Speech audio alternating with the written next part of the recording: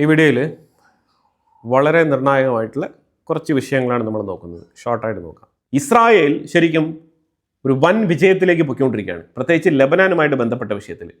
ഒരു കാര്യം മനസ്സിലാക്കണം, ഈ ലെബനാൻ 1985 മുതൽ 2000 വരെ ലെബനാൻ്റെ ഒരു മേജർ പോർഷൻ ഇസ്രായേലിൻ്റെ കയ്യിലായിരുന്നു. പ്രത്യേകിച്ച് ലിറ്റാനി റിവർ, സർഹാനി റിവർ, ഈ ഏരിയ എല്ലാം തന്നെ ഇസ്രായേലാണ് അവരുടെ കസ്റ്റഡിയിൽ വെച്ചിരുന്നത്. പക്ഷെ പിന്നീട് UN ആണ് ഇടപെട്ടിട്ട്, ഒരു ചെറിയ യുദ്ധം ഉണ്ടായപ്പോഴത്തേക്കും UN ഇടപെട്ടിട്ട് ഇനി ഇസ്രായേൽ അവിടെ ഉണ്ടാവണം, നിങ്ങൾ പൊക്കോളൂ, ഞങ്ങൾ സമാധാനപരമായിട്ട് ഈ കാര്യം ഡീൽ ചെയ്തോളാം, ഇനി ഇസ്രായേലിലേക്ക് അഥവാ നോർത്തേൺ ഇസ്രായേലിൻ്റെ ഭാഗത്ത് ഒരു തരത്തിലുള്ള ഉപദ്രവങ്ങളും ലെബനൻ്റെ സൈഡിൽ നിന്നും ഉണ്ടാവില്ല എന്ന് പറഞ്ഞിട്ടുള്ള ഉറപ്പ് നൽകിക്കൊണ്ട് ഇസ്രായേലിനെ അവിടെ നിന്ന് പറഞ്ഞയച്ചതാണ്. ഇസ്രായേൽ സ്വമേധയാ ആ സ്ഥലം വിട്ടുകൊടുത്തിട്ട് UN ഉറപ്പിന്മേൽ വിശ്വാസം അർപ്പിച്ച് അവിടെ നിന്ന് മടങ്ങിയതാണ്.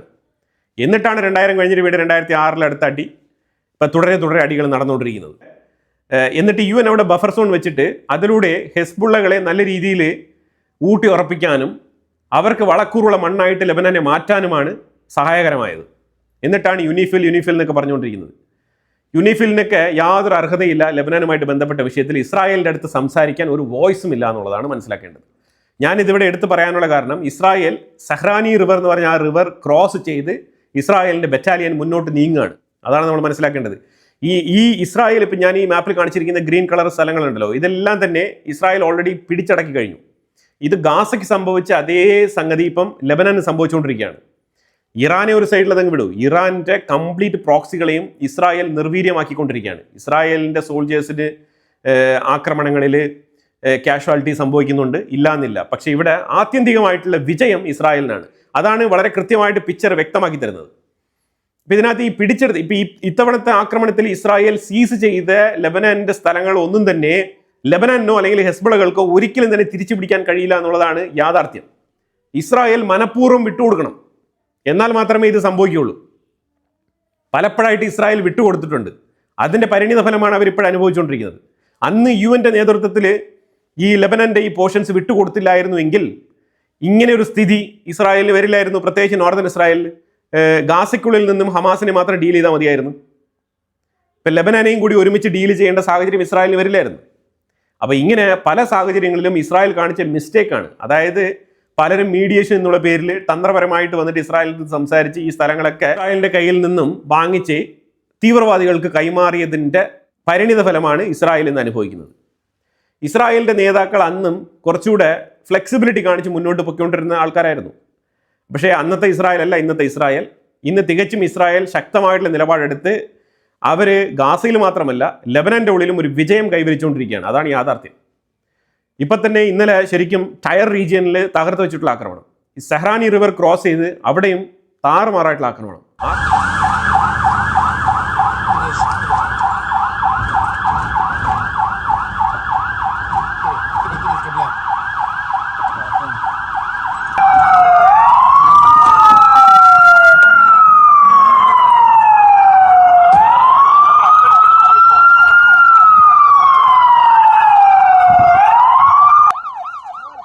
ഫൈറ്റർ ജെറ്റ് വെച്ചിട്ട് ഹെവി ബോംബ് വെച്ചിട്ട് അറ്റാക്ക് ചെയ്യാണ്, ആ സ്ഥലങ്ങളെല്ലാം അടിച്ച് നിരത്തുകയാണ്. അപ്പം ഇതിനകത്തൊരു ക്രിസ്ത്യൻ കാസിൽ ഉണ്ട്. ഈ കാസിൽ 1985 മുതൽ 2000 വരെ ഇസ്രായേലിന് കീഴിൽ ഉണ്ടായിരുന്ന കാസിലാണ്. ആ കാസിൽ ഇന്ന് ഇസ്രായേൽ വീണ്ടും തിരിച്ച് കൈപ്പറ്റിയിരിക്കുകയാണ്. ആ കാസിൽ കൃത്യമായിട്ട് ഇസ്രായേലിൻ്റെ പതാക കൊണ്ട് കുത്തി നിർത്തി വെച്ചിട്ടുണ്ട്. ഒരുത്തനും അതിനെ തൊടാൻ പോലും തയ്യാറല്ല. ഒരു ഹിസ്ബുള്ളയും ഇല്ല, ഒരു ഡ്രോണും ഇല്ല, ഒരു FPV ഡ്രോൺ പോലും ആ ഫ്ലാഗിന് നേരെ വരുന്നില്ല എന്നുള്ളതാണ് യാഥാർത്ഥ്യം. ബിഫോർട്ട് കാസിൽസ് എന്ന് പറഞ്ഞിട്ടുള്ള ഒരു കാസിലാണത്. ആ കാസിൽസാണ് ഇസ്രായേൽ ഇപ്പം തിരിച്ചു പിടിച്ചിരിക്കുന്നത്. Seized locations cannot be released anymore.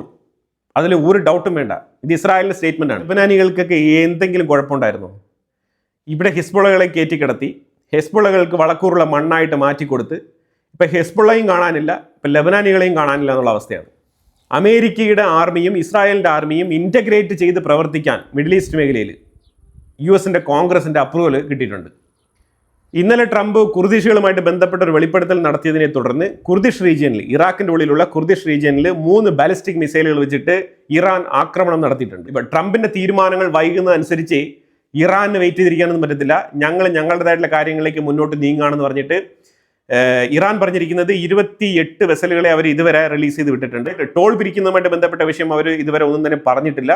Toll വാങ്ങിച്ചിട്ടുണ്ടോ വാങ്ങിച്ചിട്ടില്ലയോ എന്നതിനെക്കുറിച്ചുള്ള വ്യക്തമായിട്ടുള്ള വിവരങ്ങളൊന്നും പുറത്തു വരുന്നില്ല. പക്ഷേ ഇറാൻ 28 കപ്പലുകൾ ഇതുവരെ റിലീസ് ചെയ്ത് വിട്ടതായിട്ട് അവർ കൺഫേം ചെയ്തിട്ടുണ്ട്. ഇനി സ്ട്രേറ്റ് ഓഫ് ഹോർമൂസുമായിട്ട് ബന്ധപ്പെട്ട് അമേരിക്ക ഏർപ്പാടാക്കിയിരിക്കുന്ന ബ്ലോക്കേഡ് അവിടെ തുടരുകയാണ്. അമേരിക്ക പറഞ്ഞിരിക്കുന്നത് നിങ്ങൾ സമയമെടുത്ത്, ഇറാൻ സമയമെടുത്ത് ആലോചിച്ച് തീരുമാനമെടുത്ത് മുന്നോട്ട് വന്നാൽ മതി, ധൃതിപ്പെട്ട് സൈൻ ചെയ്യേണ്ട ആവശ്യമൊന്നുമില്ല, എനിക്ക് നല്ല സമയമുണ്ട് എന്നൊക്കെയാണ് ട്രംപ് പറഞ്ഞുകൊണ്ടിരിക്കുന്നത്. ട്രംപിന്റെ സോഷ്യൽ മീഡിയ പേജിനെ കുറിച്ച് ഞാൻ പറയുന്നില്ല. ട്രൂത്ത് സോഷ്യൽ മീഡിയയിൽ ട്രംപ് ഭ്രാന്ത് പിടിച്ചത് കണക്കാണ് പല തരത്തിലുള്ള വ്യത്യസ്ത തരത്തിലുള്ള മോക്കിംഗ് പോസ്റ്റുകളൊക്കെ പോസ്റ്റ് ചെയ്തുകൊണ്ടിരിക്കുന്നത്. എന്തിനാണെന്ന് നമുക്കറിയില്ല. ട്രംപ് രാജാവിനെ പോലെ പോസ്റ്റ് ചെയ്യുന്നുണ്ട്. ട്രംപ് യുദ്ധം വിജയിച്ചതായിട്ടുള്ള പ്രഖ്യാപനങ്ങൾ നടത്തിക്കൊണ്ടുള്ള പോസ്റ്റ് പബ്ലിഷ് ചെയ്യുന്നുണ്ട്. പല പോസ്റ്റുകൾ.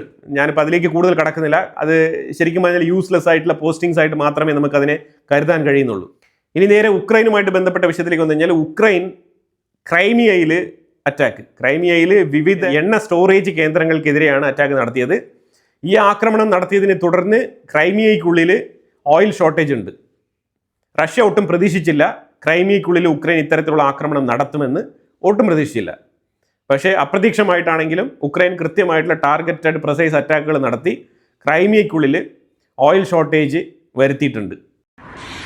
Сегодня, 30 мая 26 года, на Салькова. Колонна. Это хорошо. Вот, сука, дрон, блядь. Что натворил, блин. Пипец, блин. Вон, глянь, земле, блядь. Остатки вот этих поражающего элемента. Вот тут запчасти ионы. പക്ഷെ ആ സാഹചര്യത്തിൽ റഷ്യ ഉക്രൈനിലേക്ക് തിരിച്ചടി. സമി റീജിയൻ എന്ന് പറഞ്ഞ റീജിയനിൽ താറുമാറായിട്ടുള്ള ആക്രമണം. അതിനെ തുടർന്ന് ഡിനിപ്രോ, അതുപോലെ ഡോണസ്ക് റീജിയനിലൊക്കെ റഷ്യ നല്ല രീതിയിൽ ആക്രമണങ്ങൾ നടത്തുന്നുണ്ട്. അങ്ങോട്ടും ഇങ്ങോട്ടും യുദ്ധം നല്ല രീതിയിൽ നടക്കുന്നുണ്ട്. സെലൻസ്കിക്ക് ഒരു വിഷമം എന്ന് പറഞ്ഞാൽ, ഇപ്പം നിലവിൽ ഉക്രൈൻ റഷ്യ വിഷയവുമായിട്ട് ബന്ധപ്പെട്ട് അമേരിക്ക ഉൾപ്പെടെ ഒരു രാജ്യങ്ങളും ഇടപെടുന്നില്ല, ഒരു മീഡിയേഷൻ ചർച്ചയ്ക്കും ആരും വരുന്നില്ല, ആരും തിരിഞ്ഞു നോക്കുന്നില്ല. അങ്ങനെ ഒരു പരാതി സെലൻസ്കിക്ക് ഉണ്ട്. ഇനി പറഞ്ഞിട്ട് എന്ത് കാര്യം? ഇറാൻ യുദ്ധം തുടങ്ങിയതോടുകൂടി ഉക്രൈനുമായിട്ട് ബന്ധപ്പെട്ട വിഷയത്തിൽ നിന്നും മൊത്ത രാജ്യങ്ങളും ഡൈവേർട്ടായി.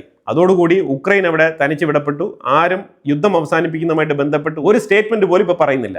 ഇപ്പം ഇതിനകത്ത് സ്വമേധയാ ഉക്രൈനിലെ സെലൻസ്കിക്ക് വേണമെങ്കിൽ റഷ്യൻ പ്രസിഡന്റ് വ്ളാഡിമിർ പുടിനുമായിട്ട് സംസാരിച്ചിട്ട് വ്ളാഡിമിർ പുടിനും വ്ളാഡിമിർ സെലൻസ്കിക്കും യുദ്ധം അവസാനിപ്പിക്കാം. ഇനി ആരും ഇതിൽ പോയി ഇടപെടുമെന്ന് തോന്നുന്നില്ല. ഇനിയിപ്പോൾ അമേരിക്കയുടെ കാല് പിടിച്ചിട്ട് ഇനിയിപ്പം സ്റ്റീവ് വിറ്റ്കോഫിനെയും ജെറഡ് കുഷ്ണറിനെയൊക്കെ കൊണ്ടുവന്നാലായി. 21ാം ഘട്ട സാങ്ഷൻസ് അപ്ലൈ ചെയ്യുന്നതുമായിട്ട് ബന്ധപ്പെട്ട് യൂറോപ്യൻ യൂണിയന്റെ commissioner Ursula von der Leyen ഡിസ്കഷനിലാണ് റഷ്യയ്ക്ക് മേളിൽ. അതായത് ഇപ്പോൾ അവർ പറഞ്ഞിരിക്കുന്നത് $65 എണ്ണ വാങ്ങിക്കാനുള്ള വില. ഇത് ആരാണ് നിജപ്പെടുത്തുന്നത്? യൂറോപ്യൻ യൂണിയനാണ് നിജപ്പെടുത്തുന്നത്. $65 ചാർജ് ചെയ്യുകയാണെന്നുണ്ടെങ്കിൽ റഷ്യൻ എണ്ണ വാങ്ങിക്കേണ്ട എന്നാണ് യൂറോപ്യൻ യൂണിയന്റെ തീരുമാനം. ഇവിടെ ഒരു കാര്യം മനസ്സിലാക്കണം, ഇതൊക്കെ ഡബിൾ പ്രൈസിന് വാങ്ങിച്ചാൽ ആർക്ക് എന്ത് ചെയ്യാൻ കഴിയും? ഇതൊക്കെ സാങ്ഷൻ എന്നുള്ള പേരിൽ ഇവർ ജസ്റ്റ് ഉടായിപ്പാണ് യൂറോപ്യൻ യൂണിയൻ. മൊത്തത്തിൽ അങ്ങനെ നമുക്ക് പറയാനുള്ളത്. കാരണം യൂറോപ്യൻ യൂണിയനിൽപ്പെട്ട പല രാജ്യങ്ങളും റഷ്യയുടെ കയ്യിൽ നിന്നാണ് എണ്ണ വാങ്ങിക്കുന്നത്. ഇതിനു മുമ്പ് $45 ആയിട്ടാണ് യൂറോപ്യൻ യൂണിയൻ നിജപ്പെടുത്തിയിരുന്നത്. യൂറോപ്യൻ യൂണിയനിൽപ്പെട്ട പല രാജ്യങ്ങളും $45 ബില്ല് കാണിക്കും. പക്ഷേ റഷ്യയ്ക്ക് എത്ര പേ ചെയ്യുന്നു എന്നുള്ളത് ഇവർക്ക് എങ്ങനെ അറിയാൻ കഴിയും? റഷ്യയുടെ പേയ്മെൻ്റ് എല്ലാം തന്നെ ഇൻഡയറക്റ്റ് ആണ്. അപ്പോൾ അതുകൊണ്ട് ഇവരുടെ ചാനലിലൂടെ ഒരിക്കലും പേ ചെയ്യാൻ പറ്റത്തില്ല. either ക്രിപ്റ്റോ അല്ലെങ്കിൽ ചൈന ത്രൂ യുവാൻ, ഇങ്ങനെയൊക്കെ ഡിഫറെൻറ്റ് കറൻസിയിലാണ് പേയ്മെൻറ്റ് നടത്തിക്കൊണ്ടിരിക്കുന്നത്. അപ്പം റീറൂട്ട് ചെയ്ത് പേയ്മെൻറ്റ് നടത്തിക്കൊണ്ടിരിക്കുമ്പോൾ യൂറോപ്യൻ യൂണിയൻ എങ്ങനെ കണ്ടെത്തും? അപ്പം ഇതൊക്കെ മുടന്ന ന്യായങ്ങളാണ്. 65 അല്ല 85 എന്ന് പറഞ്ഞാലും റഷ്യൻ എണ്ണ വാങ്ങിക്കാൻ യൂറോപ്യൻ യൂണിയൻ്റെ ഉള്ളിലുള്ള സ്റ്റേറ്റുകൾ തന്നെ തയ്യാറാണ്. അതാണ് മനസ്സിലാക്കേണ്ടത്. ഇതൊക്കെ ചുമ്മാ ഉഡായിപ്പാണ്. ഇതൊക്കെ ഉക്രൈനെ സാറ്റിസ്ഫൈ ചെയ്യാൻ വേണ്ടിയിട്ട്, പ്രത്യേകിച്ച് നാറ്റോ രാജ്യങ്ങളുടെ ഉള്ളിലും, അതായത് റൊമാനിയയ്ക്കുള്ളിലൊക്കെ റഷ്യൻ ഡ്രോൺ വന്ന് പതിച്ച സാഹചര്യത്തിൽ ഒരു ന്യായീകരണം നടത്തണം. അതിനു വേണ്ടിയിട്ട് യൂറോപ്യൻ യൂണിയന്റെ commissioner Ursula von der Leyen 21ാമത്തെ സാങ്ഷൻസ് അപ്ലൈ ചെയ്യുമെന്നൊക്കെ പറഞ്ഞുകൊണ്ടുള്ള പ്രസ്താവനകളൊക്കെ പറഞ്ഞുകൊണ്ടിരിക്കുകയാണ്. ചർച്ചകൾ നടക്കുന്നുണ്ട്, കാര്യങ്ങളൊന്നും മുന്നോട്ട് നീങ്ങുന്നില്ല. അതാണ് യാഥാർത്ഥ്യം. UK-ക്കുള്ളിൽ ഹൂത്തികളുടെ ഡ്രസ്സിംഗ് സ്റ്റൈലിൽ ആകർഷകരായിട്ട് കുറേ യുവാക്കൾ ഹൂത്തികളുടെ വസ്ത്രം ധരിച്ചുകൊണ്ട് അവരെ ഇമിറ്റേറ്റ് ചെയ്യുന്ന രീതിയിൽ, അവരെ അനുകരിക്കുന്ന രീതിയിൽ മറ്റേ കട്ടാർ കത്തിയൊക്കെ വെച്ചുകൊണ്ട് ഇവന്മാർ തെരുവിൽ ഇറങ്ങിപ്പോയിട്ടുണ്ട്. സ്ട്രീറ്റിൽ UK പോലീസ് ഇവന്മാരെ ഓട്ടിച്ചിട്ട് അറസ്റ്റ് ചെയ്യുകയാണ്. UK പോലീസ് ഇവരുടെ പുറകെ ഇറങ്ങി തിരിച്ച് ഇവന്മാരെല്ലാം ഇപ്പം അറസ്റ്റ് ചെയ്തിരിക്കുകയാണ്. ഇതാണ് സംഗതി. ഇത് നമ്മുടെ നാട്ടിലും ഒരിടയ്ക്ക് ഉണ്ടായിരുന്നു. മറ്റേ ഐസിൽ ആകർഷകരായിട്ട് കറുത്ത വസ്ത്രങ്ങളും മുഖമൊക്കെ മൂടിക്കൊണ്ട് കറുത്ത ഫ്ലാഗൊക്കെ പിടിച്ചുകൊണ്ട് പോയ കുറേ ടീമുകളൊക്കെ ഉണ്ടായിരുന്നു. അത് ചില സാഹചര്യങ്ങളിൽ ഇങ്ങനെയൊക്കെ ആകർഷകരാകും. മറ്റേ നസ്രുള്ളയുടെ ഫോട്ടോയും യഹിയ സിൻവറിൻ്റെ ഫോട്ടോയൊക്കെ ആനപ്പുറത്ത് എഴുന്നള്ളത്ത് നടത്തിയ നാടാണ് കേരളം. അപ്പോൾ പിന്നെ UK-യിലും ഇതേപോലത്തെ ആ സെയിം മെൻറ്റാലിറ്റി ആണല്ലോ. ആ ഒരു തലച്ചോറ്, സോഫ്റ്റ്വെയർ കൃത്യമായിട്ട് പ്രവർത്തിക്കുന്നുണ്ട്. തമിഴ്നാടിൻ്റെ ഉള്ളിൽ ഹ്യുണ്ടായി പ്രൊഡക്ഷൻ യൂണിറ്റ് വലിയൊരു അപകടത്തിൽപ്പെട്ട് ഒരു ഫയർ ആക്സിഡൻ്റ് ആണ് അവിടെ. പ്രൊഡക്ഷൻ യൂണിറ്റ് മൊത്തത്തിൽ കത്തി നശിച്ചിരിക്കുകയാണ്. ഹ്യുണ്ടായി വലിയ രീതിയിൽ തമിഴ്നാട്ടിൽ പ്രൊഡക്ഷൻ നടത്തുകയും മാനുഫാക്ചറിങ് ചെയ്ത് നിരവധി കാറുകൾ കയറ്റി അയക്കുന്ന ഒരു കമ്പനിയാണ് ഹ്യുണ്ടായിയുടേത്. ആ കമ്പനിയിലാണ് ഇങ്ങനെ ഒരു അപകടം സംഭവിച്ചിരിക്കുന്നത്. എന്തായാലും വലിയ രീതിയിലുള്ള ഒരു എക്കണോമിക് ലോസ് തന്നെയാണ്.